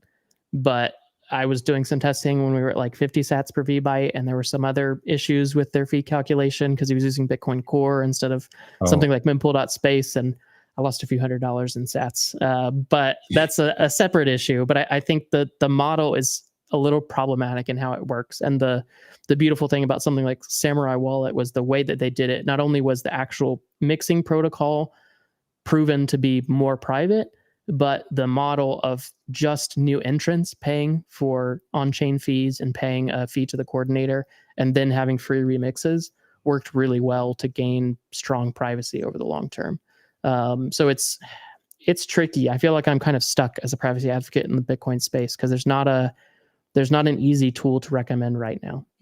Yeah. Well, it kind of seems to me like you've got join market with the trade-offs therein and the expense, or you've got something that has great privacy, but you're trading off the self-sovereignty and custody, which at any point could be shut down. And that's kind of where we're at currently until, as you alluded to, somebody ballsy enough to be putting themselves into a horrible position spins up a coordinator for either of those other implementations and says like, hey, I'll just I'm gonna hope that I don't end up exactly like the Samurai guys. And so yeah, it's a tough position to be in. Do you, and sorry, I've got lots of questions in this realm, but do you see, I tend to think that most people in 5, maybe 10 years are not going to be doing on-chain transactions, which, barring some, with Bitcoin as it is right now, and increased usage, a lot of transactions become infeasible when it comes to cost. And so where do you see that leading in terms of how people use Bitcoin? Of course, there's the custodial, like, well, I'll just do it for cheap there because they'll just hold all the funds. But what does a more private alternative with what we know now, is it basically just trade custody for privacy and cross your fingers? Is that where we're at right now? Ooh, yeah, it's a good question. I think there's really 2 approaches.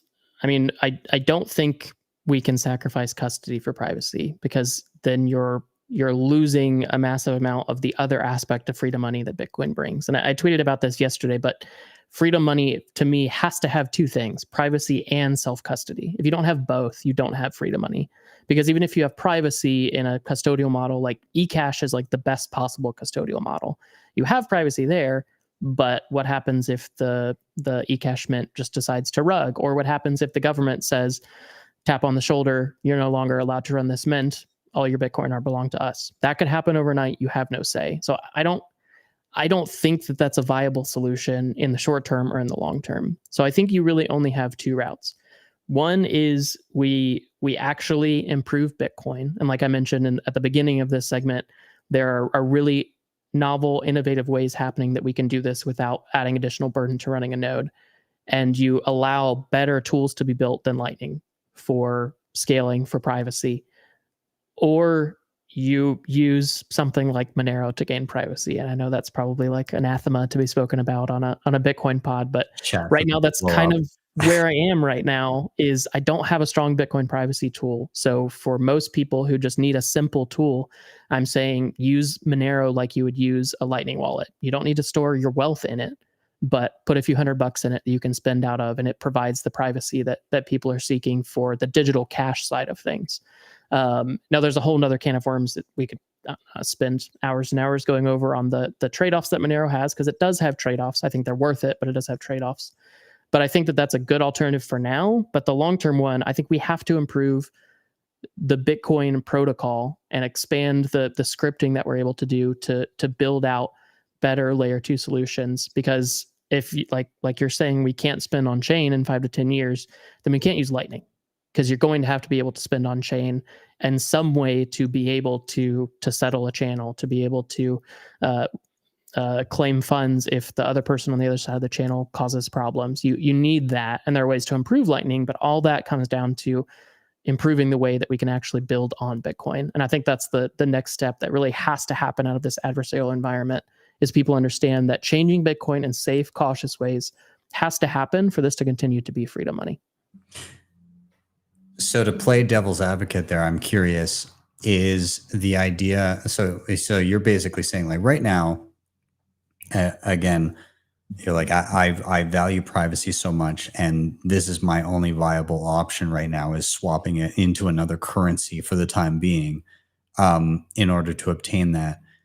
And with the trade-offs therein, is that, now I know there's self-custody in those situations. I'm assuming you're going from either on-chain to Monero or Lightning to Monero, or some type of swap mechanism there.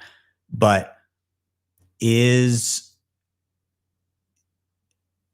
with the trade-offs in Monero, and people have different I guess takes on this. Like you're saying, like, don't store your wealth in it, and I imagine that's alluding to the fact that, like, over the long haul, like the value of Monero versus Bitcoin has dwindled, and that seems to be a lot of the case in a lot of different altcoins. So it's not meant to be a mechanism to store long-term wealth, or, I mean, maybe for some people it is, but for those that have those doubts, how do you view the trade-off of that versus, I'm going to load a few $100 into my mint on, like, a Fedimint type thing for spending, and if that mint gets a tap on the shoulder and then goes tits up, well, there's my few $100, but then I've got my on-chain savings. Like, how do you view that dynamic and that trade-off? And that I don't know. I'm just curious your thoughts there. Yeah. I mean, I think to me it comes back to what freedom money is. And if you are using Monero as your way to spend, it can be a way to store value. There are many people in the Monero community that do that. But the reason I don't mention that is because that's usually not the first step for people. I think the most approachable initial step in this crazy environment is just using it for spending. But I think it's, to me, far preferable to a custodial solution, because even if the value of Monero can float against Bitcoin, could go up, could go down. Historically, unfortunately, it's not been amazing. But even that floating, if you drop 20%, that's a lot better than losing 100% in a rug pull to me. And you don't have the sacrifices that come with custody alongside that. You're not trusting one central entity. You can run your own node. You can keep your seed phrase secure.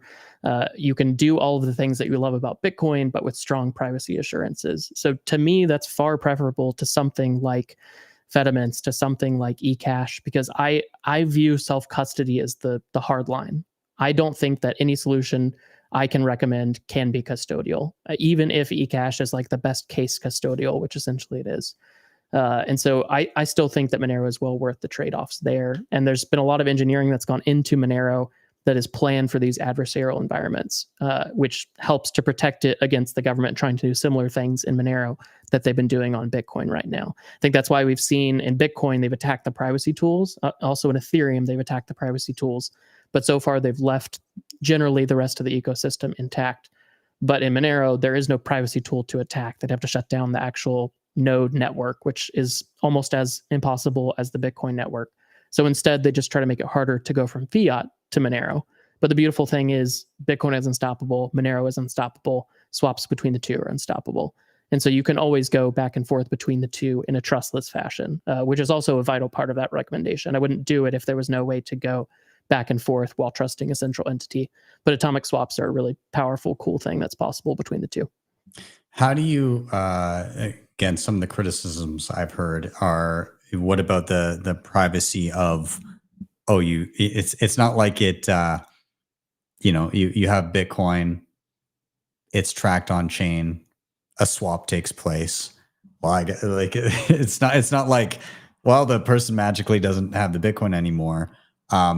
So like a common criticism I've heard is like you always have some sort of mechanism in which that swap is tracked in and out. Does that actually hold true, or are you not of that belief? So it depends on exactly how the swap happens. There are some ways that can happen where, like, if you're using an instant exchanger service where you send in your Bitcoin, they send you a Monero, there's a short period of trust and custodianship by the instant exchanger. Certainly they would have a record of this Bitcoin came in and we sent out Monero. Now they couldn't track the Monero after that point. So you would have privacy, you would have forward-looking privacy. You could kind of think of it like you've used Whirlpool and Samurai Wallet, in that the government or law enforcement, whatever, could see that funds went into Samurai Wallet, but they can't see what happens after. You could view it the same way with that swap. But one of the really fascinating things about the Taproot upgrade in Bitcoin that is possible now is that you can do atomic swaps between Bitcoin and Monero in a way that doesn't reveal on-chain in Bitcoin that any swap has happened. As long as the atomic swap goes through properly, the script itself is not revealed. So all it looks is like a Taproot address paid another Taproot address. That's the only thing that it looks like on chain. And on Monero, there's no evidence of that transaction standing out. It looks like any other Monero transaction, with the amounts hidden, the sender hidden, the recipient hidden. So thanks to Taproot, actually, and atomic swaps, you can make it so that the swap is totally impossible to see on chain. It would just look like the Bitcoin got sent to a new address, which could be swapping hands, could be you sending to a new wallet. There's a lot of plausible deniability in that. Awesome. All right. So I guess to get back on the Bitcoin privacy front, I am wondering, what do you think needs to happen on Bitcoin in order to reobtain the vision of what you hope it to be in the future? What do you think needs to happen? Oh wait, I think dude, cliffhanger. Yeah, seriously. Can y'all still hear me? Yeah. It froze at a perfect smirk moment. So, okay, well, my cam is down for now, but I'm still here. I can rejoin real quick if you'd rather I do that, or I can just continue like this. That's all right. You can go ahead. You're more private this way. Yeah, my Linux misbehaving. Yeah. So on the Bitcoin side, I think the two big things are, the short term is improving Lightning, and that requires consensus changes in Bitcoin. But making it easier to actually use Lightning without having a clear on-chain footprint, and making it easier to do in a way that doesn't require as many transactions on-chain, or where you can share UTXOs and Lightning. There's a lot of really interesting stuff there. Because Lightning does have reasonably good privacy, and when there's improvements in place like Bolt 12 specifically, there's a lot of other smaller ones I won't mention right now, but Bolt 12 specifically, there's a lot better receiver privacy, which has always been the problem in Lightning. So I think that's the short term, is continuing to improve the Lightning network.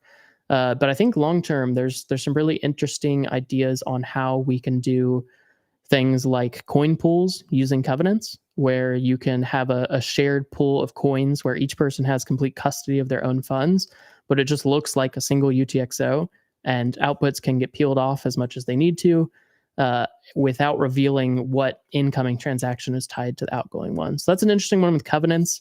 There are some other possibilities like Mimblewimble extension blocks and other things that I feel like I need some more time to think and process what they would actually look like on Bitcoin. But I think it is exciting that there feels like there's a little bit of openness right now to improving privacy at the base layer in Bitcoin that I didn't think was there before this adversarial environment. So I think there's some hope for what we can expand there, and I need to kind of collect my thoughts a little more on what that could look like. But I think the main two next steps are improve Lightning by improving Bitcoin scripting and build out covenants so that we can do things like coin pools. Very interesting. I am not well versed enough to continue asking you questions on that. So I'll kind of leave the cliffhanger there. I don't know if Dom or Graham, if you have any other quick questions you want to ask in this realm before I start rounding things out. So I'll defer to you guys if you have anything. Graham, I had a couple quick ones, but I already talked to Seth about talking to him offline. I'm super interested. Seth, if let's just say there was a group of firefighters that wanted to, here's something that's very interesting to me. There's already a circular economy that exists within unions already, right? They collect dues from members. They trade money all the time. So they collect membership dues.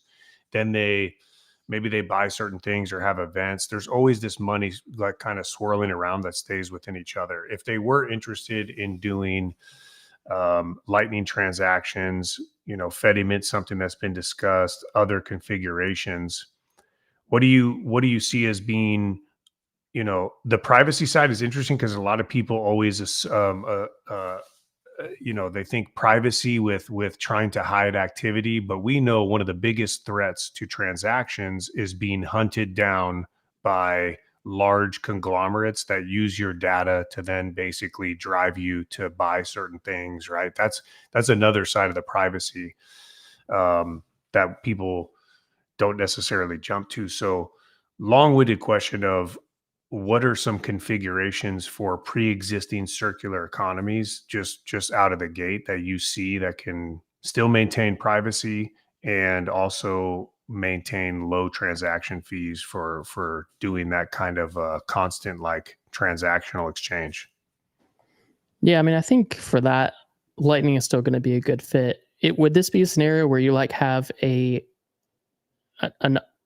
hate to use the term Uncle Jim because it normally doesn't refer to someone being a custodian, but like perhaps a board who oversees these things running a multisig? Would this be a scenario where like them running a mint would fit the need? Or is this something where you just have individuals who want to be able to transact privately? I think running a mint could be, that's something I've been looking into more and more, because if you take a larger union and then you take smaller independent unions, the ability to have transactional interaction, not only within a union anonymously, but between unions, right? Because if we're all part of an organization, I don't care if anyone knows what we're spending, et cetera. But if we interact with a neighboring organization, it's not like we're rivals, but it's not like we are in the same clique. And so that's what Fedimint really like is appealing and why I'm interested in it. Yeah, I mean, I think to me, that's one of the few ideal use cases is when there's kind of like community custody fits the model, because you're already trusting those entities. Like perhaps they're the ones custodying the funds that are being invested by the group anyway. So you're already trusting them with other Bitcoin. So adding on an additional layer of an eCash mint or something, I don't think that that's crazy. I think that would be a reasonable thing to do. I think the hard thing is that you get into a scenario where that is legally pretty murky, because in the US, unfortunately, that would probably count as money transmission. So you'd have to like register with FinCEN and do all this craziness. I think it's ridiculous that that's true, but that's pretty much the case in the US because of the insanity of our financial regulations. So I think that's where it gets weird. But again, this is already a regulated entity investing people's funds. So maybe that's not that much of a lift to come together and get FinCEN approval to be able to run that thing. It just gets a little weird because when you do take custody, there is additional burden on you under crazy US laws we thought that when you didn't take custody, you were safe from that. But obviously the DOJ wants to change that as well with the Samurai Wallet case. So it's all kind of crazy right now. And that's where like my default just continues to be self-custody. But in that specific case, like that's the kind of idea where I think fedimints are at least interesting to think about and pursue. Yeah. Again, the less, I guess the smaller the group, the less the risk, the bigger the group, the greater the incentive to rug pull, I suppose. Is probably the spectrum we're on, right? Well, that's why I love some of these broader adoption like applications, because what a story that would be, right? You know, FinCEN investigating, you know, the firefighters or Teamsters union for sending money for a picnic, and we're going to crack this down. And you go, okay, cool. Let's open it up. Let's take a look at everything. And what did we do wrong? We swapped some Bitcoin because we're having a picnic, and Joe had to get the potato salad. So where's is this how we win? Just fedimints for innocuous uses? Like, I think so. I think so, because that's not, you know, well, we'll get into this later. And Seth, you know, this is something I'm very interested in. Yeah, that's great. Well, all right, gents, I got to start rounding it out. I'm conscious of time here. But I like to end every episode with a couple quick things, just a quick round of any final thoughts that you may have, anything that you just summary of your takeaways from the episode. And then secondly, a recommendation, and that can take any form. It could be, you know, a video or a blog or something that you saw that you really liked. It could be an app or a tool that you really like. It could even just be a piece of life advice. Whatever comes to mind at the time, just toss it out there if you think that somebody watching or listening afterwards may benefit from it. So I'll start us off here, and then I'll toss it down the line. So in terms of final thoughts here, again, I'm kind of struck by actually from an earlier episode, much earlier. So my wife goes through the Friday shows, and so she'll be going through this one at some point, and she clips up all the little rants and comments that people have and turns them into shorter clips. And so one of the clips that is kind of in the rotation right now is Daniel Batten, and he's mostly referring to narrative attacks on Bitcoin, but I think this applies more broadly. And the quote, paraphrasing it, is any attack on Bitcoin in the long run, it doesn't weaken Bitcoin, it weakens the attacker, because there's a resourceful bunch, and the very nature of what Bitcoin is in its very nature is meant to kind of subvert that top-down control.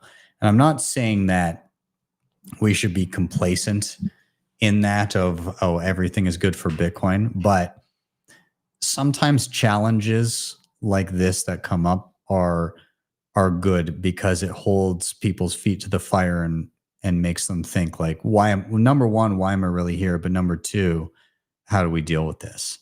And so, you know, that was kind of part of my reason for being bullish is, hey, app stores can be a problem. What do we do? And, you know, there were a number of answers that I threw out there, and Seth threw out one that I had no idea about. And now I'm better informed about that, so that I can start tinkering with Obtainium, which is fantastic. And you know, some people watching this may not have even been aware of progressive web apps, let alone alternative app stores. And so I guess my main takeaway is, no matter how shitty things may seem, as the attacks come at Bitcoin, and they're sure to intensify over the coming years, just know that it will also involve a hardening, and there will be a response to it.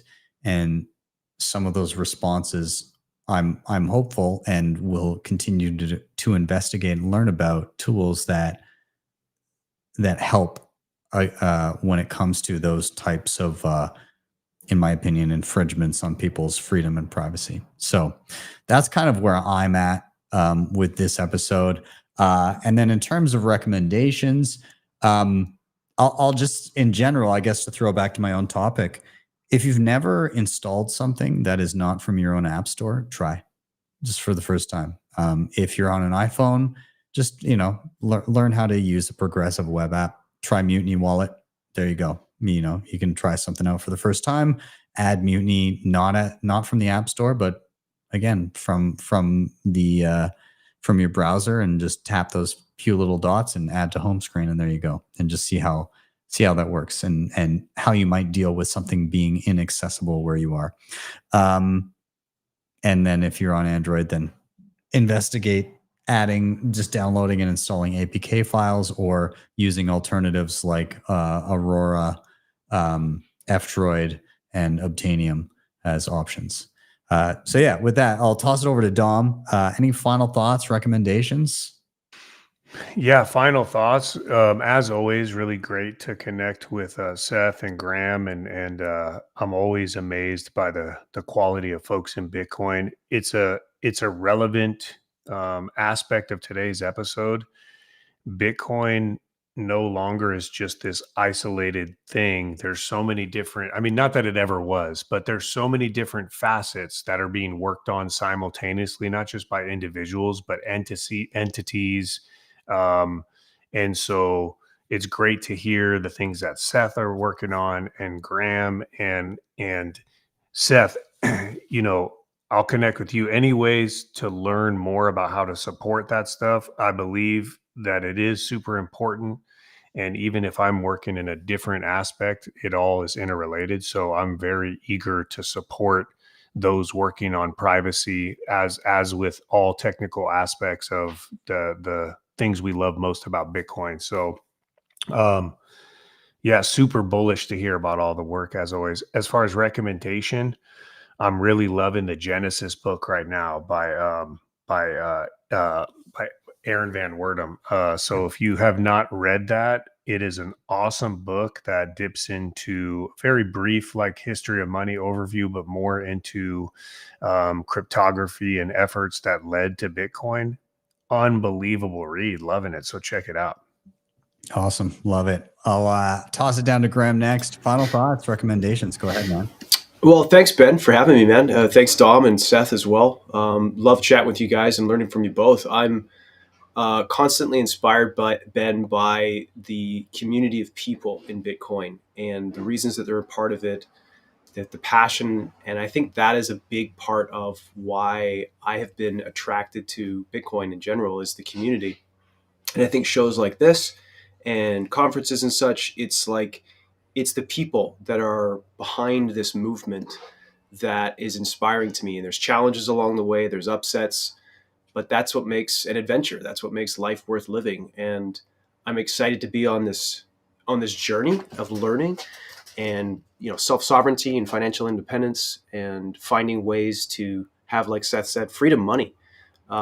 It's a mindset. It's a way of being and living. And I've been constantly inspired by people in the Bitcoin community about why they're on this path and how they want to live their lives. And to me, that's super exciting. So I'm grateful to be a part of this. My recommendation, I would say it's adopting that flexibility mindset, this always learning. So that's something that I always like to try in different viewpoints, perspectives. And I go, if I can't prove it or disprove it, how does it impact my life? And so I don't know a lot about the technical stuff like Seth does, or probably Dom or Ben. Your guys' technical expertise is way above mine. But the ideas and the spirit behind Bitcoin and the community, I go, I'm never going to be able to check all the code and read all these things, but it's the personalities and the people and their intention and their passions that inspire me to move forward. So I think keeping an open mind and being flexible in your learning and staying on the path, staying committed to your own personal growth and self-sovereignty, and you'll end up in the right place. Awesome. I love it, man. I see Dom in the chat there. I have to just shout out this one last thing because this is what's so sick about Bitcoin. I was working with a firefighters association in San Salvador that we raised some money for through our organization, and then we donated it to them to do self-custody. As you can imagine, hard enough to get anyone to do self-custody, but also doing it while having a language barrier, whole nother animal. So we get to this point where I'm on this conversation, been trying to get a hold of the individual who's handling everything on their organizational side. And he's like, okay, I can do it now. Like, how are we putting this in self-custody? And I'm like, Ben, dude, do you have the Phoenix tutorial in Spanish? And I'm like, there's no way he's going to get back, dude. I like 2 seconds, ... I got you. Just translate it, dude. He sends it. Boom, dude, get it over to him. 30 minutes later, he's like, we're all set up. I'll call you with questions, but we're good. We're locked and loaded. And I'm like, sick. Let's go, dude. Well, that's awesome. Let's hope that their top-down government doesn't ban Phoenix Wallet or they don't bail. I feel like in El Salvador that may not be an imminent threat, but yeah, either way. Still got to stay nimble, dude. Stay nimble. Yeah, fair enough. Seth, I got to toss it your way again. Final thoughts, recommendations. Go ahead. Yeah, I think for final thoughts, the big thing that jumps out to me is just kind of chatting through all this, both things Graham said, Dom said, things I talked about, you talked about, Ben, is just that like as we enter adversarial environments, as we actually get to the then they fight you stage, there's unique opportunity to learn individually, to take personal responsibility individually, to grow and learn a new thing every day, every week, whatever it is, whatever pace you can go at. But it's a unique place that we can be in where the perceived need drives us to actually become better people. And so I hope that everyone takes that chance individually. And also as a Bitcoin community, we have a unique opportunity to figure out how to solve these problems that are facing Bitcoin as the result of tyrannical governmental overreach. And we can come together. That's not all technical people needed. We need a lot of people to come together and help in this process. And there's a place for everyone. So I think that's really my final thought out of there. As for recommendations, I think just we kind of touched on Phoenix pulling from the US a few times, and just wanted to shout out Zeus Wallet. Evan's just a fantastic dude. He's been fighting the good fight for a long time in the space. I've been a huge fan of Zeus for a long time and been sponsoring them, and just want to recommend it as a good alternative to Phoenix if you're looking to migrate out, if you're looking to have a new solution that doesn't give up custody. It's a fantastic tool. So I think that's probably it. But last thing, just wanted to say thank you for having me on. It's been an absolute blast. And sorry, my jerry-rigged camera gave out on me there. That's totally all right. And I will second your recommendation of Zeus. Evan's an awesome dude. He's putting in so much work, and there's been so many amazing additions and developments in and around Zeus and what he's doing there that it cannot be overlooked. Yeah, I can't wait to see what he continues to pump out for the rest of the year and beyond. Because I know from a user perspective, it can be tough when everybody wants like the ease of use of Wallet of Satoshi in a self-custodial and private way. But if anybody's going to get us to a place like that, it's going to be people like Evan that are putting in the work and just fucking crushing it with things like Zeus, and the Mutiny team and people that are working on these solutions and trying to navigate this complicated space, from two perspectives of ease of use and like making this thing resilient to the types of pushes that we've just seen these past couple of weeks. So I don't envy the work that they are, having to navigate and need to figure out, but I do very much appreciate them. So with that, we're going to round out. I will say a huge thank you to all the gents, everybody in the chat. Also, thank you for being here. Very glad that you all took part at the 2,500 some odd people that tuned in over the course of this episode. Thank you for being here, and the many others that will tune in after the fact. Very much appreciate you all. Also, be sure to like, sub, share, all that good stuff. All these gentlemen, their handles are in the show notes down below, so make sure you also follow them and check out what they're up to.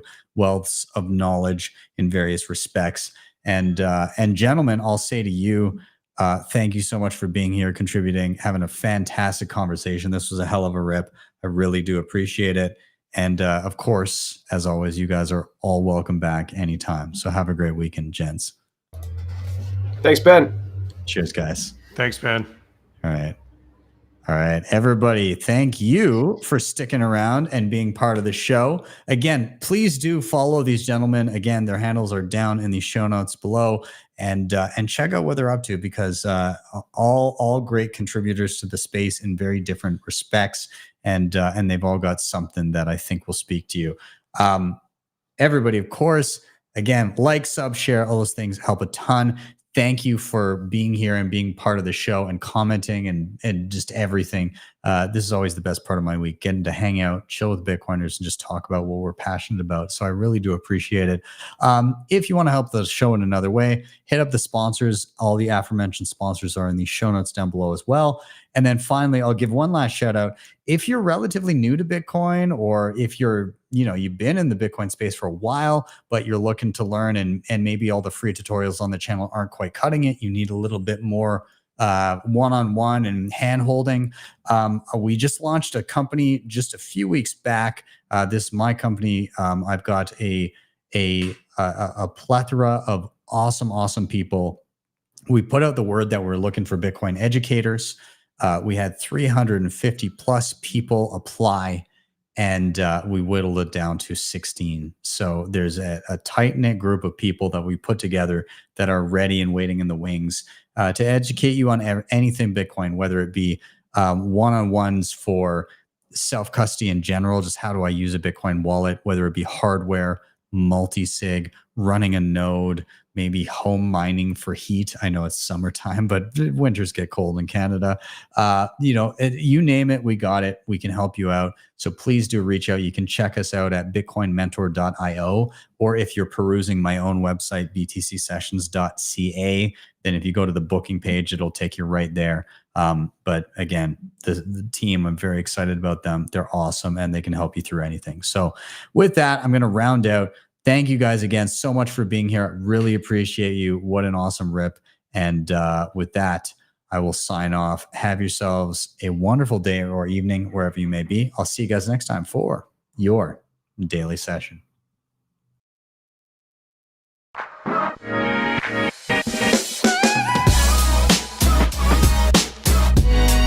HODL the Bitcoin.